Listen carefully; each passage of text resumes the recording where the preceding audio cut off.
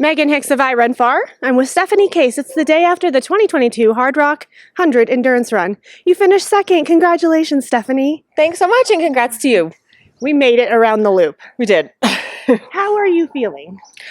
I'm feeling great, actually. My muscles are pretty good. Normally, I break out like a prepubescent teenager after a 100-miler. Your skin is looking fabulous. I'm glowing.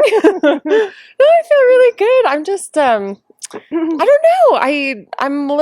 I'm just a little bit confused. I don't, I don't know how it happened. So, yeah. Well, let's go back to the beginning.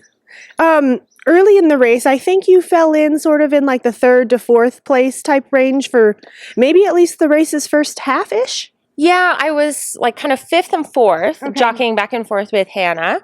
Usually she would take a bit longer at the aid stations because she had, no crew. She just would rock in like a rock star. Whereas, I had my pit crew with me.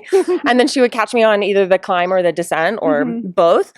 So we were jockeying back and forth. And then between Uray and Animus, I moved up from 5th to 2nd. Okay. So that's kind of where it all happened, where the magic happened. But you were not without challenges, kind of like early on, I think, according to the I Run Far team.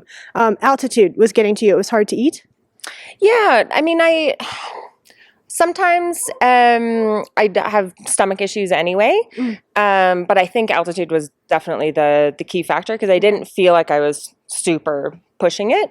I felt like I was going at a comfortable pace, but the altitude definitely hit me. So, yeah, I think it was in Telluride or Uray, one of the two, where I started getting a little bit nauseous. And then Bear Creek Trail, the really beautiful one, that I started dry heaving. Yeah, and at Engineer, that's when I ran into Maggie, and she wasn't doing so well. And I sat down beside her and immediately threw up everywhere. The two of you just having stomach issues together. Yeah.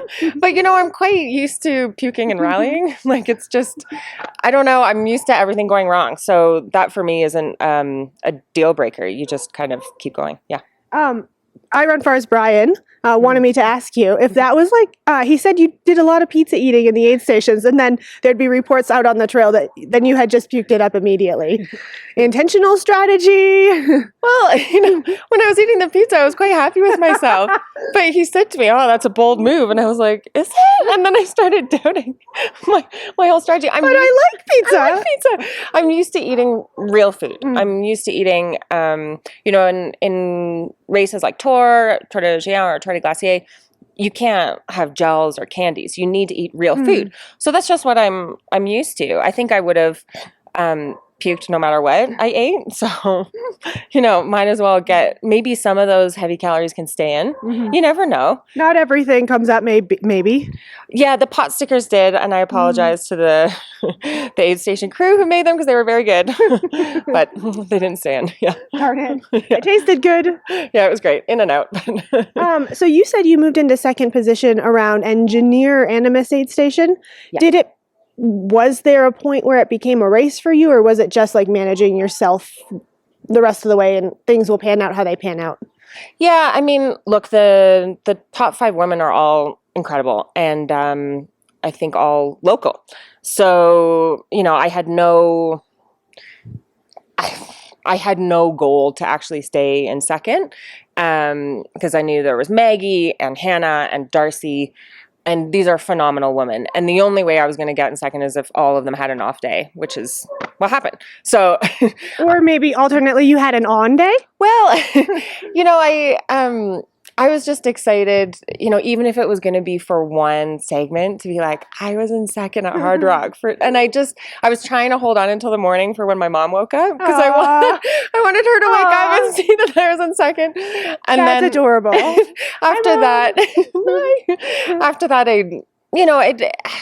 like I was saying to you before the interview, I think, all of the other runners, they're stronger runners than I am. Hannah is a much stronger runner than I am. I could see it. I could feel it on the trail. She just moves with ease, up the mountain and down. She's like just it's incredible to watch. She has no fear. She's like a fell runner. I mean, she just, after Kroger's, we did, a shot of tequila, and I'm like picking my way down the side, and she was gone. Oh. And, I think to finish ahead of her doesn't make a lot of sense. Yeah. But there's running, and then there's the rest of the race. There's keeping your body moving, and then there's keeping all your shit together for 100 miles. Not that Hannah didn't keep her shit together. She did. Yeah, she took third. Yeah. But maybe you kept your shit together a wee bit more. I don't know. I think, I think I'm just, because I'm used to everything going wrong, and I was just so happy to be out there and to have the chance to run this race and to run it with so many other incredible women, and knowing that Courtney was beating the course record, and the men's race was incredible as well.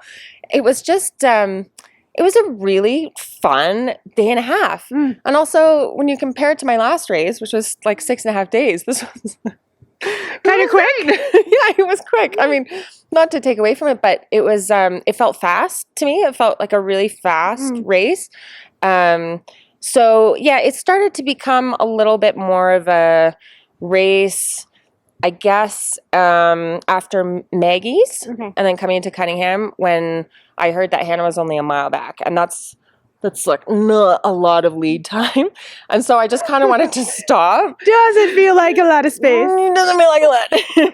And so, at that point I was like, okay, I'll just stop. She can go. Because I didn't just stop. Fine. Take it. Yeah. Well, I didn't want to be in a situation where I would have to be pushing it for the last section. Yeah. I just wanted to enjoy it, but my pacers didn't really let me have that option. So they were really pushing me, and then I think people started lying to me, saying that she was just minutes behind, and it was thank you to I Run Far. They were the only ones that told me, like, wink wink, you're fine. Somebody was honest. Yeah. At least one person was. But yeah. Last question for you, because we have an awards breakfast to go and enjoy right now. Yeah. You've done a lot of cool things in your life, participated in a lot of races. This is your first Hardrock. Like, what do you think? How does this compare to stuff like Tour de Géant? And yeah, I think it has the same kind of community feel that I love about Tour, that you just really don't find in a lot of other races, big or small.